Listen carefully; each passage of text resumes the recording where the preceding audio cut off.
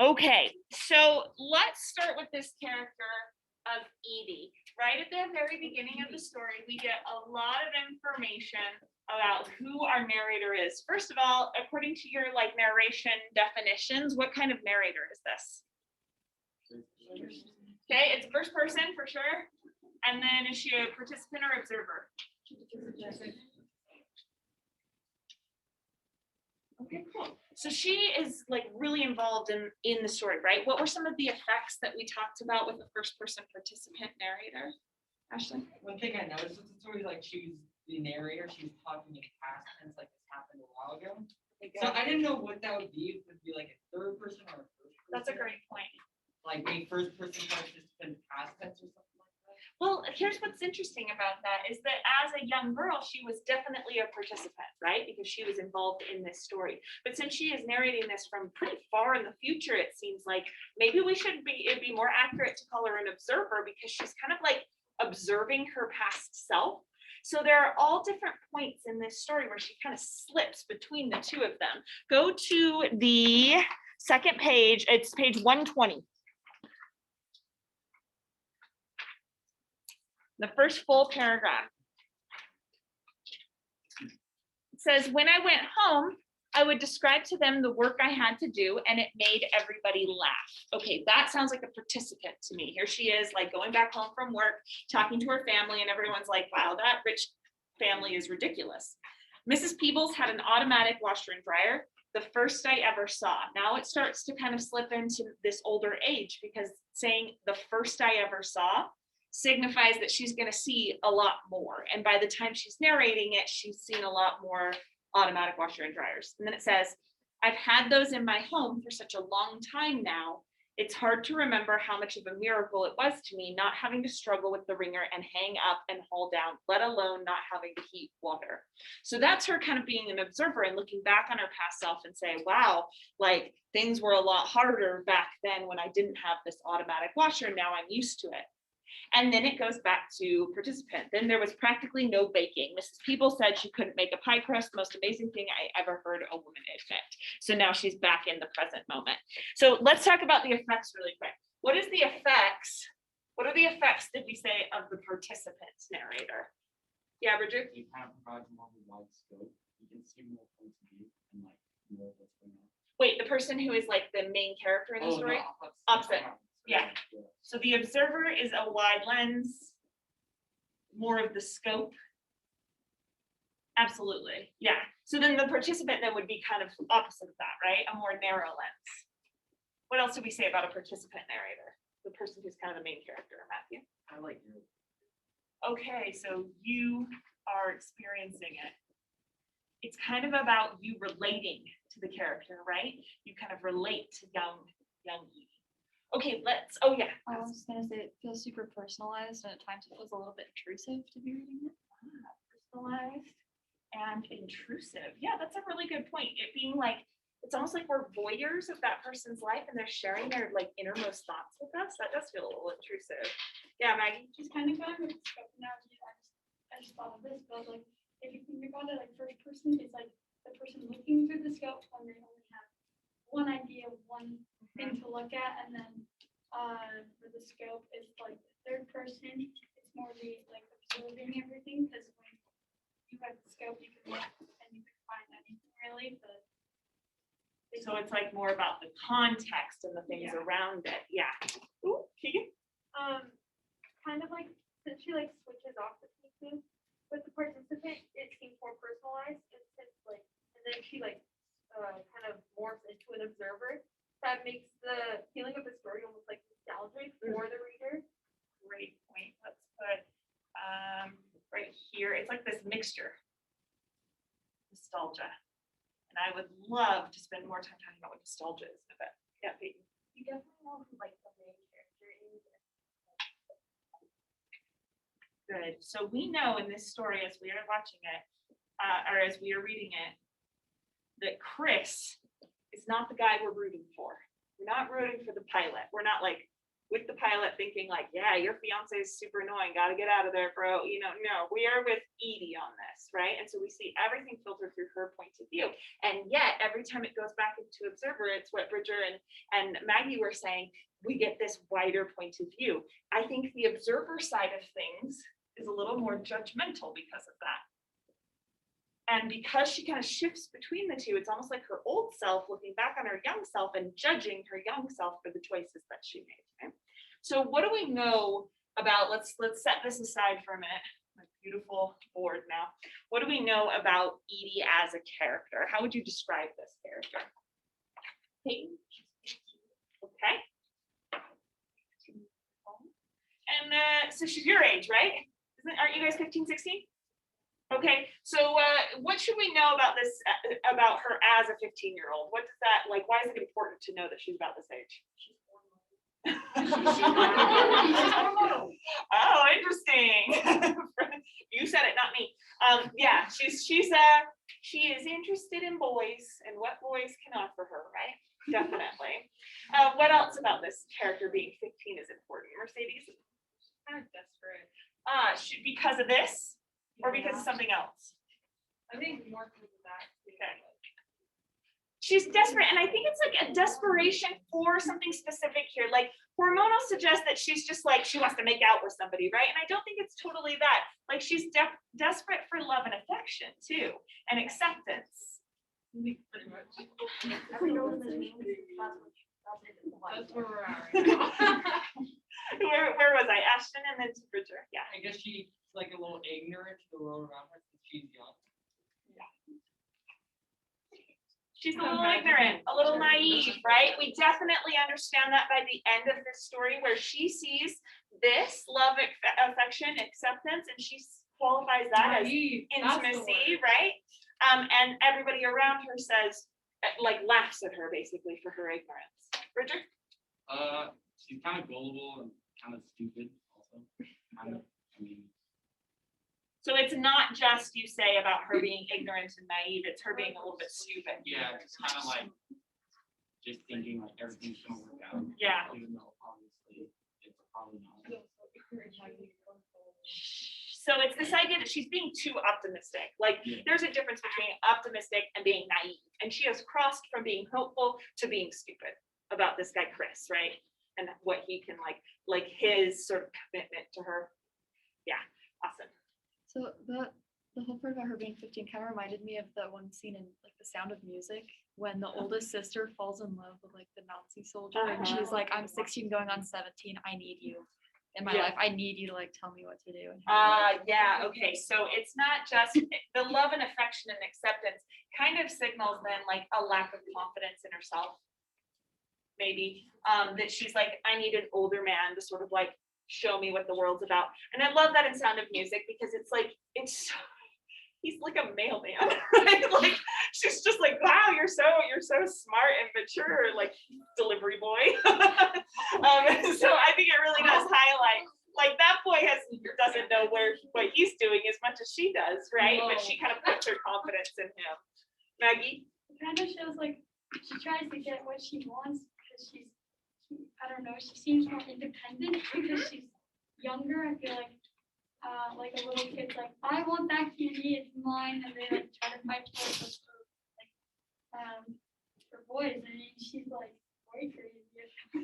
So but there's like a real positive side to that too. It's not just this stupidity. I think we're being really hard on Edie. Another thing is that she's going to go after what she wants, right? She sees this guy who's kind of out of her league in a lot of different ways. She's going to make him a cake and she's going to go flirt with them. So yeah, there's this independent streak to her that I really like. Haley? I feel like it's also a sense of dependence, especially like on the desperate part, because if she's desperate for love and affection and acceptance, then she's depending on someone else to give her that. And then the fact that she dismissed the fact that she knew that he had a fiance and she dismissed it and still went after him anyways. Stubborn. Yeah. So what are we going to say about that? She's a We're not going to say that about her.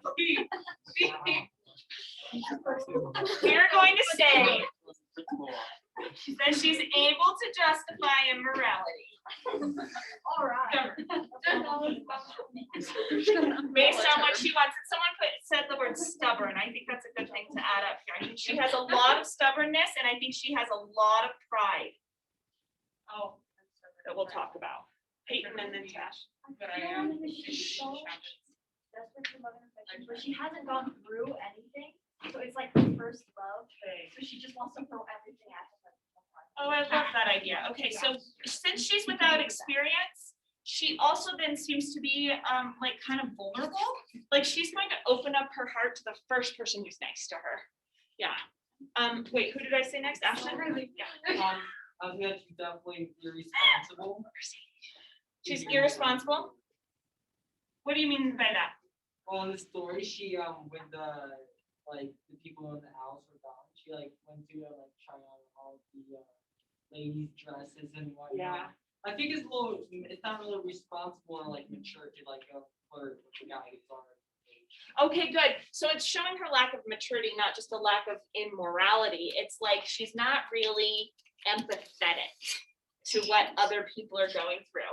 She doesn't really have any empathy for Alice, you know, and she even says that from her old age. We'll look at that in a second. From her old age, I don't know, middle age, looking back, she's like, now I know that women should have stuck together with this like rotten guy, but at the time I didn't realize that. So she says that about herself. Maggie? I think too, without experience, it shows that she has one way of seeing, because she's so like new to all this, because she's so young compared to all these men, they like, have seen it before, so she is gullible for what's going on. Yeah. Okay, here's what I want us to do now. We have this list of qualities that she has that we've listed up on the board. I want you to find evidence for those qualities just on this first page, 118 to 119. I want you to pick one quality that's up here and find a piece of evidence that proves that is one of her qualities. Does that make sense? Okay, and then just underline it for me at first.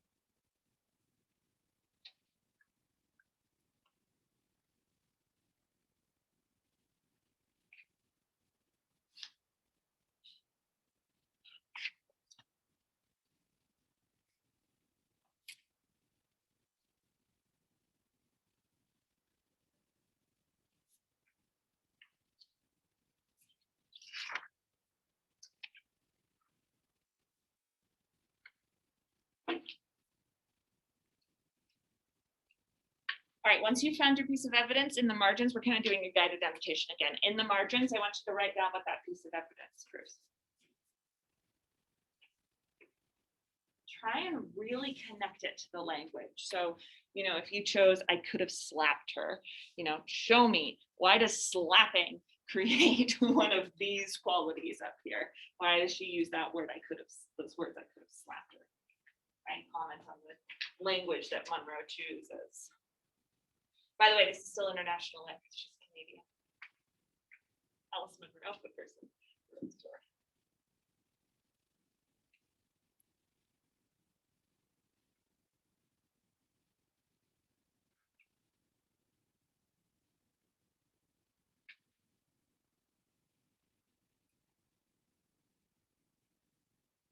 Close reading here, and in the margins, you're saying what it shows about you.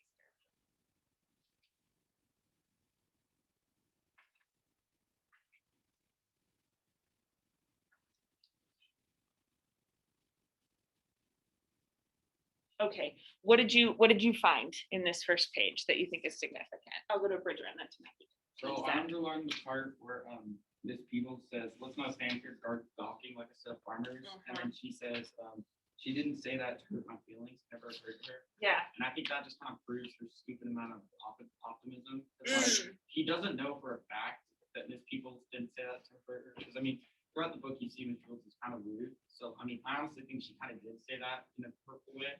But she automatically just assumes like, oh, she doesn't know I'm a farmer. She didn't say that to me. She's just like making a gesture. Okay, I like that. So it's like she is assuming the best of Mrs. Peoples, kind of like Mrs. Peoples. So Edie is a farmer. Mrs. Peoples right there is insulting farmers by saying like they're stupid and don't know technology, right? And here's Edie standing there and she's like, but she didn't mean to hurt me, right? So in that way, she assumes the best about people. But in this first page, she also assumes the worst about people, doesn't she? Matthew, what were you were raising your hand? What were you saying? Oh, I'm gonna say. So, okay, different thing. So who does she assume the worst about here? Who's her enemy? Oh, Loretta Byrd. Yeah, that's the one that she could have slapped, right? And she says something like I bet she never put fruit down in her life. So we have these two instances. One of her assuming the best of somebody and one of her assuming the worst of somebody. What does that tell us about her character? Like, what is she prioritizing? Aspen? Well, I feel like she just takes like a very first impression and that's like her set mind. Oh, okay. Like maybe the way that she was like treated very first by these people, like that's what she took out of it. And then right after, like then on, like no matter what they say, it's just like, no, this person's nice, or no, this person thinks they're entitled. Okay. So it's whatever comes first, and then she's going to use whatever evidence she sees to back up her own first impression. Yeah, I think that's true. Ashton? At the end of of page 119, she was talking about how she dropped out of high school because she thought it was boring and she didn't like it. Yeah. I feel like that's her just being sort of immature and irresponsible. For, like dropping out of high school and then she's losing all of opportunities she could have. Good. So she's not looking towards dropping out of high school. She's not looking towards the future and how she could maybe advance her situation and get out of the people's house, but she's kind of just like impulsively acting on her emotions. Yeah, and I think that does kind of hint for foreshadow at what's going to come, you know. Maggie, yeah.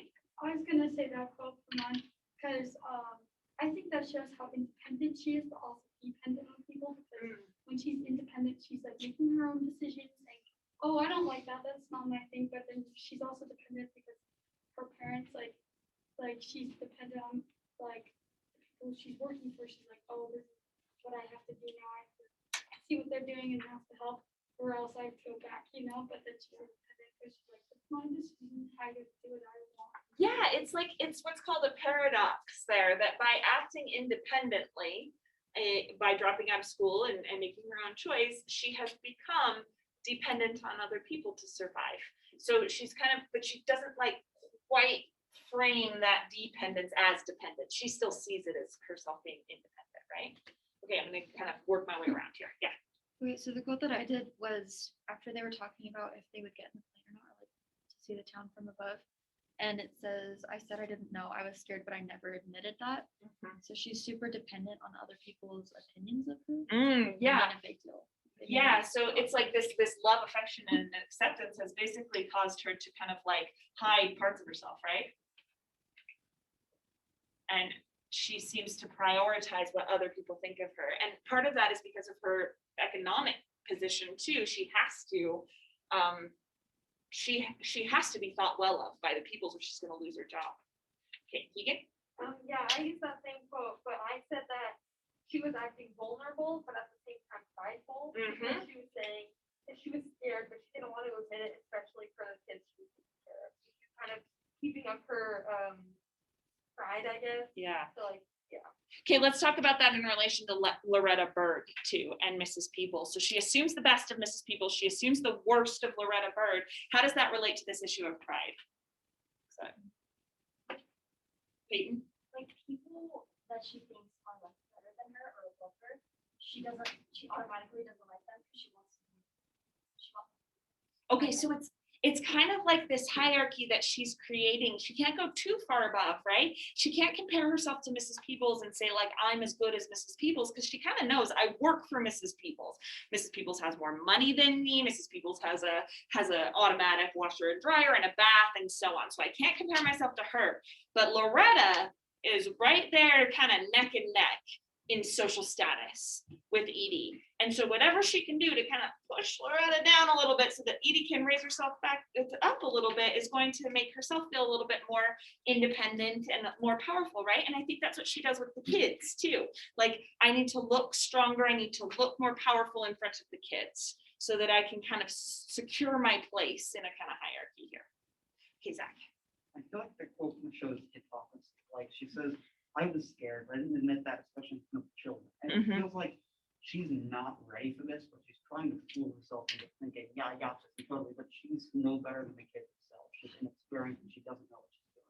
Yeah, good. So this kind of like shows her naivete and her immaturity, and the fact that she's not willing to kind of like state her opinions shows that she's not ready for the job that she has to be in a position of power, right? And then you think if she's not ready for this kind of a job, nanny job, then she's probably not ready for a relationship with Chris either. Peyton? You know, in 13 going on 30, she just becomes a, like, Yeah. fully mature.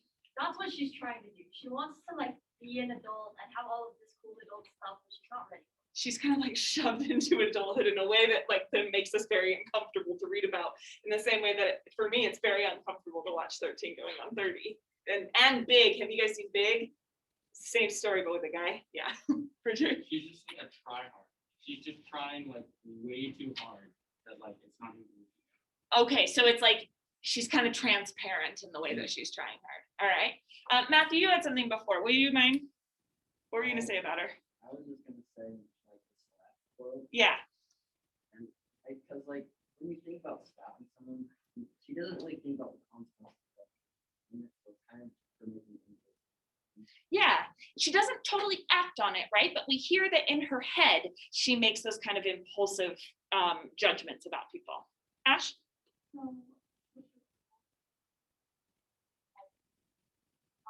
Regretting like dropping on the way they like now how they hold. So what does that show us about her character? That she made like quick mistakes about Okay, yeah. So it's like if you had been able to think independently, then you wouldn't have behaved the way that you behaved, even though you felt like that was an independent decision. Okay. So far in this story, we have been talking about the way that Edie is kind of like easily manipulated. We've talked about how her pride is making these bad choices. We've talked about her emotional, impulsive choices and her dependence on others. Does Edie have any good qualities? Do you hate her? Maybe being a 15-year-old, you look at your friends and you're like, I don't know.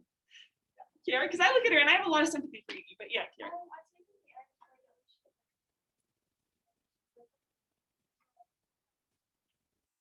Okay, so the fact that she has this character arc makes us like her a little bit more. Yeah, Nat? I don't have sympathy for her because she looks like I'm 15 and away from home for the first time. Yes. So it kind of feels like this is kind of her first run at trying to be more adult.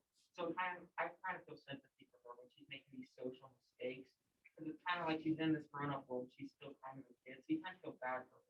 Yeah, so you go back to our participant narrator, and here it says that this is going to like make us relate to the character by her representing her points of view. And in some ways we're not relating. We're like, oh, she's so annoying and she's so naive. But in other ways, like, haven't you made naive, impulsive, emotional decisions before? Like, I feel like it's those qualities of her, the bad qualities, that make us relate to her more. Bridger? I think she is really like deep down, she is caring, because you can see like maybe when she does care about like the children and the people she works for, and she does try to look up to them. And so although like her optimism can be stupid, I mean at least it's better than just being like a jerk, you know?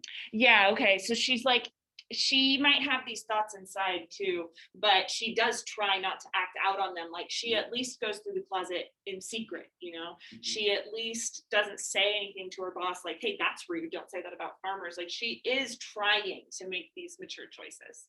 Yeah, Aspen. I feel like she's just like every other teenage girl or whatever, but I know like I feel bad because like I know like everyone makes mistakes and stuff. We're all stupid sometimes. So you read it and you're almost like put into this position. Yeah, I'm just like, yeah, that's me. Yeah, so it's like here you are judging her, but you also know that you are her a little bit. Yeah, Ashton. I think maybe why we see her with all these bad qualities is like I think the narrator wanted us to see that. So perhaps Edie in the future sees herself when she's 15 as like all these qualities and she wants to represent that. Yeah, so it's a way that it's almost like we get the promise of maturity by having the older narrator every once in a while step in and say, oh, now if things are different, it's like we can recognize, like Aspen said, we can recognize ourselves in this teenage girl, and yet we know that this is going to be a temporary pain. Maggie? I feel like for maturity, like she on the outside, like she's trying to show like, oh yeah, I'm trying to be mature, you know, I'm this young. But then really like when her thoughts and what she's doing are really like not mature enough because she's not like that old when she was like, oh, I didn't know I was scared. I never admitted, especially in front of children. So it shows that she's kind of mature because she has a job, she has all this, but then she's pretty much one of those kids. Yeah. Because she's that young. She's in this position, this whole story, we'll talk about this a lot next time, is she's in this kind of transitory position. She's not a kid and she's not an adult. She's not in love, but she's not in love. She doesn't have experience, but she does now have some experience. And that kind of like transition, I think it's extremely relatable to this, your age. I mean, it's relatable to all of us. We're all in transition, but like it also, it's painful, I think, for her. She doesn't know what to do, and yet people are going to make judgments of her as though she should know what to do. Zach? I feel like we have sympathy for her. It's kind of like the sympathy feel someone who crashed their car because they were distracted. It's like, I feel bad for you, that got hurt, I hope you're okay, but it's kind of your fault. And Okay. I don't know how much I should feel sympathy for you. Right here at the beginning, I think on purpose, Alice Munro gives us a lot of negative qualities of Edie, and that works as a kind of foreshadowing of what's to come. So I'm going to cut us off a little bit and do the same thing that we did before. I want you to find one instance in this, something different than what you underlined before. One instance on the first page that foreshadows what is going to happen to Edie.